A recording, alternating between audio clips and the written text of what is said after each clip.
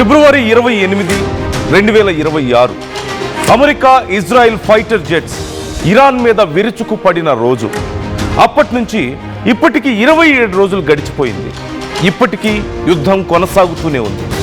ఇప్పటి వరకు ఎప్పుడు కనీసం యుద్ధం ఆగుతుందో ఎవరికీ తెలియని పరిస్థితి, ఎప్పుడు ముగుస్తుందో చెప్పలేని పరిస్థితి కనపడుతుంది. కొన్ని వేల మంది ప్రాణాలు కోల్పోయారు. లక్షల కోట్ల సంపద ఆవిరైపోయింది. ప్రపంచ దేశాలు సైతం ఈ యుద్ధానికి పానిక్ అవుతున్నటువంటి పరిస్థితి. తీవ్రమైనటువంటి ఆయిల్, గ్యాస్ కొరత ప్రపంచ దేశాలను అల్లాడిస్తోంది. ఇలాంటి పరిస్థితుల్లో ఇప్పటికీ కూడా ఈ యుద్ధం ఎప్పుడు ముగుస్తుందో చెప్పలేము అంటూ ఇరు దేశ అధికారులు చెప్తున్నారు. ఇప్పటి వరకు ఇరాన్, ఇరాక్, లెబనాన్, గల్ఫ్ దేశాల్లోని యుఎస్ సైనిక స్థావరాల్లో 15,000 బాంబులతో దాడులు జరిగాయి.